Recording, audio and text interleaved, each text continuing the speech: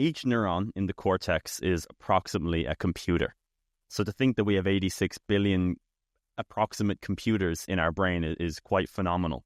How do these neurons compute logic? Like, how does logic work between neurons? Because I think this is another fundamental thing that people probably don't understand fully, but could really help them understand how this processing unit and this lump of fat in the brain really does what it does. Right.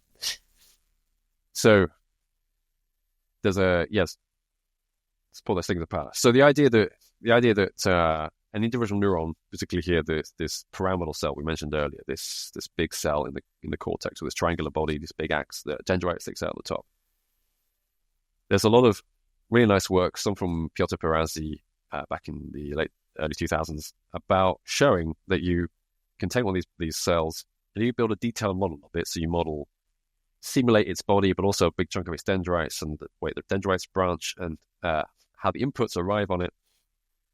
Then what it seems to be, it seems that an individual neuron like that can act as what artificially would be a multi-layer neural network. So it does that because the branch of the dendrites essentially are independent of each other. So they can individually sum up their inputs, which gives you one layer. And then they send that down to the body, which is your second layer. So minimally, you have this two-layer sort of neural network type thing. And the two-layer neural network can compute all kinds of interesting functions. So as you mentioned, you've got this idea of neurons computing logic. So one place that's come from is because one way we sort of quantify how well something can compute is we can ask it, how many logical functions can you do? If I give you a set of inputs and I want you to give me a 0 or 1 as an output, as a true or false as an output, how many of these things can you compute? So the more you can compute, the bigger your computing power is going to be, the more complex things you can do. So I mean, that's how we think about how computers themselves, their processing depth is really, how complex a logical thing can you compute? Because after all, pretty much every computational statement is about, it ends up being some kind of true or false statement. It's about from just adding numbers together to doing some complex thing. Is this a biscuit or not? Classify it. Ultimately, this complex function ends up with a binary output. That binary output is used by the next operation along to do the next thing. So so we have this idea then that the neurons are these individual neurons can act as a multiple layer network, so they can compute fairly advanced functions themselves.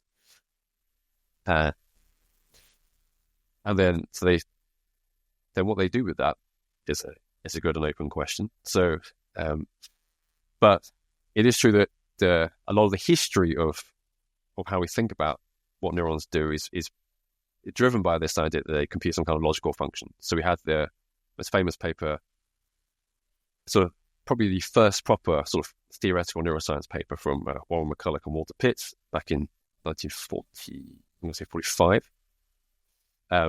But the idea is it was showing how if you assume that neurons either have spikes as outputs, have 0s or 1s as outputs, which already speaks to binary, so it speaks to some idea of logic, and that you can then you can then show that you can find any configuration of neurons with just addition and summation and subtraction put together, you can compute pretty much any statement in logic that you want. So that means that from that point of view, that you could think of the brain as constructing a series of logic statements, and therefore computing, much like a computer, in a sequence of if this, then this, if this, then this, and so on.